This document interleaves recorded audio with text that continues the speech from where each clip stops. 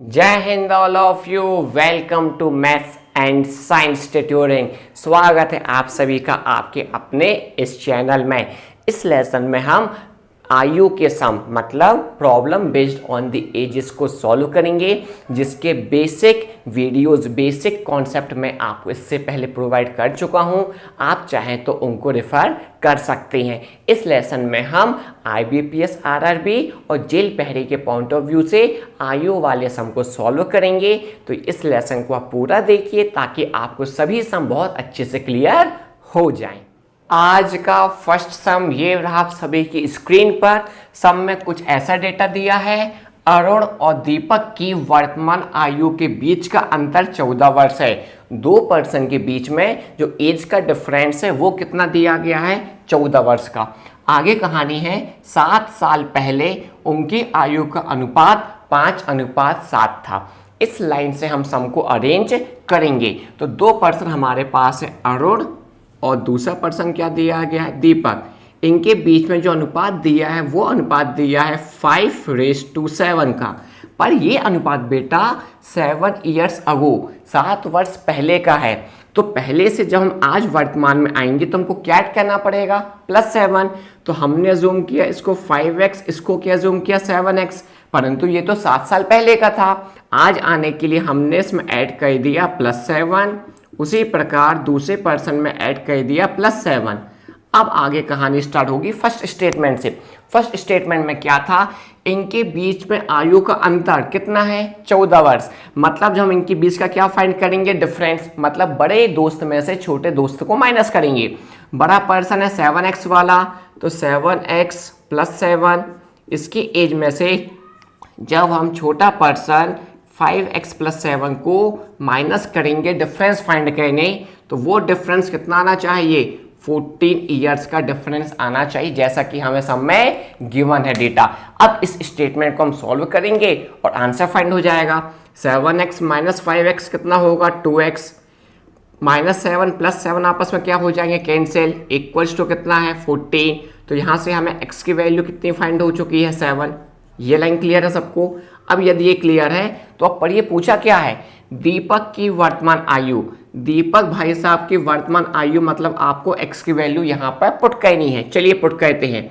7 7 = 49, 49 + 7 कितना हो जाएगा, 56 ईयर। इट मीन्स दीपक की वर्तमान आयु 56 ईयर है। आज का सेकेंड सम ये रहा आप सभी की स्क्रीन पर। रंजना और राखी की वर्तमान आयु का अनुपात क्रमशः 15:17 है। हम इस स्टेटमेंट से डेटा अरेंज कर सकते हैं। इसी फर्स्ट स्टेटमेंट से हमें उनके बीच का रिलेशन दिया गया है। तो दो पर्सन क्या क्या दी गई हैं, एक दी गई है रंजना मैडम, एक दी गई है राखी मैडम, और इनके बीच में जो आयु का अनुपात दिया है वो कितना गिवन है, 15:17। इट मीन्स ये अज्यूम हो गई 15x और ये अज्यूम हो गई 17x। आगे लाइन में 6 वर्ष के बाद, 6 वर्ष बाद मतलब कि हमको 6 ईयर ऐड करना होगा। 6 वर्ष के बाद ये हो जाएंगे 15x + 6 ईयर की, जबकि ये हो जाएंगे 17x + 6 ईयर की। इतना क्लियर है। 6 वर्ष के बाद क्या कहानी दी गई है, इनके बीच का अनुपात 9:10 है। इट मीन्स अब हम इनके बीच का क्या फाइंड करेंगे, अनुपात फाइंड करेंगे। तो ये अनुपात किसके इक्वल होना चाहिए, 9:10 के इक्वल होना चाहिए। इतना क्लियर है। यदि आपने ये स्टेटमेंट अरेंज कर लिया है तो अब हम इसको इजी वे में सॉल्व करते हैं। इसको मैं क्या लिख सकता हूँ बेटा, फ्रैक्शन वैल्यू बना के 15x + 6 upon 17x + 6 equals to, इसको क्या लिखूंगा फ्रैक्शन में, 9/10। अब हम क्या करेंगे, क्रॉस मल्टीप्लाई करते हैं। 10 का मल्टीप्लाई करेंगे तो कितना होने वाला है, 150x + 60, जबकि 9 का मल्टीप्लाई करेंगे तो ये 17 9 से कितना होता है, 153x + 9 6 से कितना हो जाएगा, 54। अब 150 से हटा के माइनस होगा तो कितना बना लेगा, 3x, जबकि 54 इस हटा के माइनस होगा कितना बनाएगा, 6, और 3 2 जा क्या हो जाएगा, 6। इट मीन्स हमारे पास x की वैल्यू कितनी फाइंड हो गई है, 2 फाइंड हो गई है। अब पूछिए सम में क्या पूछा गया है, 6 वर्ष के बाद रंजना जी की आयु, रंजना मैडम, और 6 साल मतलब आपको यहाँ पर डेटा पुट करना होगा। तो x की वैल्यू 2 पुट कर दीजिए, 15 2 ज़ा 30 प्लस 6 कितना हो जाएगा 36 ईयर। इट मीन्स आंसर बन जाएगा रंजना जी की आयु 36 ईयर है। अगला सम ये रहा आप सभी की स्क्रीन पर, जहां दिया गया है पिताजी की आयु माँ जी की आयु से 5 वर्ष अधिक है। इट मीन्स जो फादर है इनकी एज मदर से 5 ईयर ज़्यादा होनी चाहिए। तो हम इसको अरेंज करेंगे, फादर की एज जो है वो मदर की एज से 5 ईयर ज़्यादा है, मतलब मदर की एज में जैसे हमने 5 को ऐड किया किसकी एज फाइंड हो जाएगी, पिताजी की एज। इतना क्लियर। आगे लाइन में माँ जी की आयु बेटी की आयु की 3 गुनी है। जो मदर है इनकी एज, जो इनकी डॉटर है बेटी, उनसे कितनी गुनी है 3 गुनी है।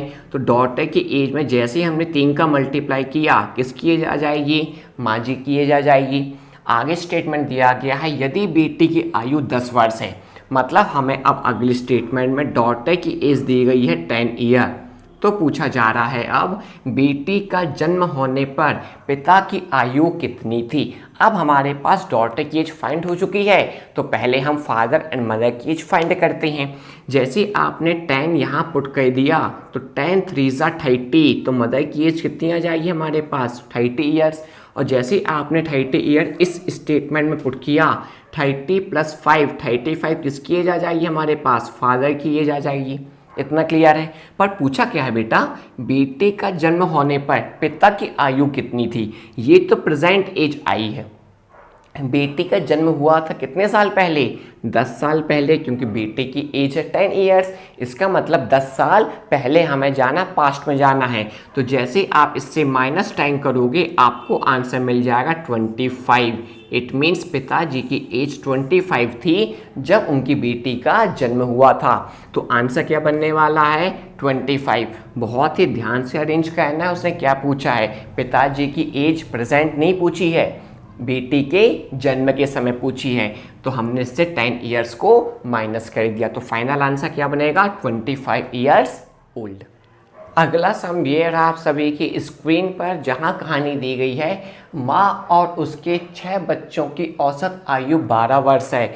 इस आयु वाले सवाल में अब हमें औसत वाला कॉन्सेप्ट भी यूज़ होगा, क्योंकि इसने औसत की बात की है। तो पहले हम बात करें औसत की। हमने औसत में फॉर्मूला पढ़ा था, औसत का मल्टीप्लाई यदि हम नंबर ऑफ ऑब्जेक्ट से कर दें तो हमारे पास उन ऑब्जेक्ट का टोटल एडिशन मतलब सिग्मा एक्स फाइंड हो जाएगा।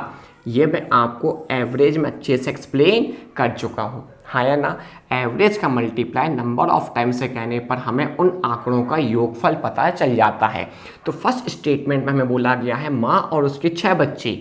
इट मीन्स टोटल ऑब्जेक्ट कितने हो गए हमारे पास 7, और उनकी एवरेज एज कितनी दी गई है 12। और जैसे हमने 12 से मल्टीप्लाई कर दिया तो टोटल एडिशन कितना आ गया हमारे पास 84। इतना क्लियर है। आगे स्टेटमेंट, यह 5 वर्ष कम हो जाती यदि माँ की आयु को शामिल नहीं किया जाता। अभी हमने 6 बच्चे और माँ को इंक्लूड किया है। माँ को यदि हम शामिल ना करें तो हमारे पास ऑब्जेक्ट कितने बचेंगे 6, और जो औसत है वो कितना कम हो जाता 5 वर्ष। पहले 12 वर्ष है तो अब कितना हो जाता 12 में से हम 5 को घटा देंगे तो कितना आ जाएगा 7, और जैसे मल्टीप्लाई करेंगे तो आपके पास 7 6 ज़ा 42 आ जाएगा। इतना क्लियर है। अब आप देखिए जो हमारे पास 84 एडिशन है ये कितने ऑब्जेक्ट का है 7 ऑब्जेक्ट का, है ना। जबकि 42 जो एडिशन है ये सिर्फ और सिर्फ 6 ऑब्जेक्ट का ही एडिशन है। यदि हम 7 ऑब्जेक्ट के एडिशन में से 6 ऑब्जेक्ट के एडिशन को माइनस कर दें तो हमने किसको शामिल नहीं किया है, माँ को शामिल नहीं किया है, तो उन्हीं माँ की एज हमारे पास फाइंड हो जाएगी। और जैसे आप 84 में से 42 को माइनस करेंगे तो डेटा कितना आ जाएगा 42 ईयर्स। इट मीन्स माँ की आयु हमारे पास 42 ईयर्स है।